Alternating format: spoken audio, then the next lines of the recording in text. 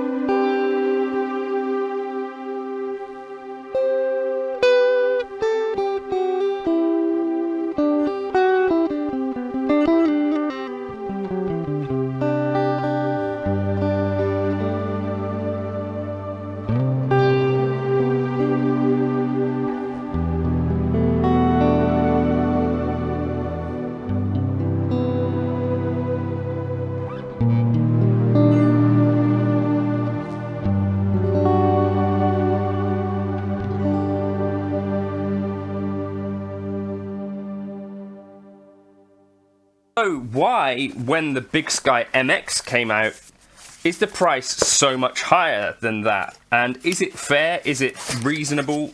Why are the prices of guitar gear getting so out of control?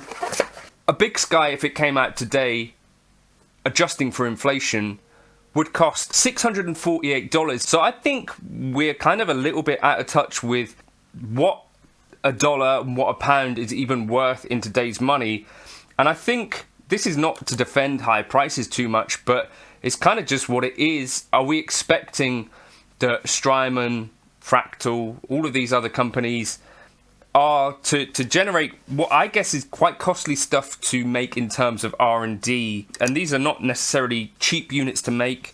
I don't think they have like huge buying power like massive manufacturing companies or, you know, device making companies like TVs and all that sort of stuff. It's a small niche. Are we expecting them to be inflation proof? Is $700 the new $400? I think is a really tough thing to try and stay in touch with and not sound completely bonkers. But the reality is that everything else is costing that much. The only thing that doesn't keep up with inflation really is wages, and certainly not gig fees. So is music gear getting too expensive? Yes, but is that Strymon? Is that Fractal's fault? I don't know. Probably not. How are they supposed to generate this stuff? If I believe them, if they're you know, trying to make things that are really good, and I believe them that these things take a long time to make. They are small companies working with relatively small teams. These things now, like the Meris LVX, the Meris Mercury X, the Strymon Big Sky MX, you know, $700 is basically the equivalent to $450 10 years ago. That's kind of just what it is, I think, for me personally, because in my head, still like £400, something like that, is a lot of money spent on one of these. The other thing that we kind of battle against is this idea of, you know, value and all these kind of things, because as someone who has like a bunch of modeling gear like the HX Effects, the HX Stomp, I've got Fractal gear and all these sorts of things, when you start to look at like single use but multi-effects style pedals like these, it kind of gets a little bit difficult to compare the value proposition, because this is more money. Like in the UK, this costs £700. That's more money than the HX Stomp. And can the HX Stomp do reverbs that sound necessarily quite as special as this and quite as good? Your view may differ, but I'm going to assume that most of us think that probably not. However, all of the other things the HX Stomp can do, you know, delay, drives, great amp modeling, which does actually keep up with some of the very best, being able to run 8 simultaneous blocks, you know, twice as many as a Fractal VP4. It's really hard to make these comparisons when, frankly, they're quite difficult to compare at all. Well, how do I meaningfully, like, demo some of this gear, which costs significantly more than something which could probably get you close enough? And I guess that is the other thing that you see so much in the comments, like recommending cheaper gear, which is probably reasonable gear and is probably reasonable choices to make, and it could be significantly cheaper. Like, you know, an HX Stomp could probably do the role of the Big Sky MX for a lot of people. Can it do big cloud type reverbs? Can it do a lot of these things? Probably yes. Will the audience know the difference is another point that people make all the time, and probably if they're noticing the differences between your reverbs and delays, you've probably got your reverbs and delays quite high. That's a message for myself there, you know, back off that reverb and delay, bro. It's just an interesting thing for me. It's happened with guitars as well, and you think about like how the PRS SEs have crept to around the £1,000 mark, and like the Fender Custom Shop has crept up to like 3,500, 4,000. All of this gear is kind of just creeping up, and gig fees and all that sort of stuff is getting lower and lower. And it's just, it seems to me that, yeah, this guitar gear is getting expensive relative to how much you can earn from actually getting out and playing music and gigging music. It seems like these sorts of things are really pretty specialist gear for, you know, pros, or people that have a job outside of music who can just afford to buy great gear and enjoy it. I don't know. Let me know your thoughts on some of these things. If you're thinking like these pieces of gear are just too expensive, like this is out of touch. Does it surprise you that in 10 years, essentially, the Big Sky and the Big Sky MX are pretty much, they cost about the same in terms of an adjusted for inflation dollar? That was a surprise to me in some ways. It's a little bit more than that, but not much.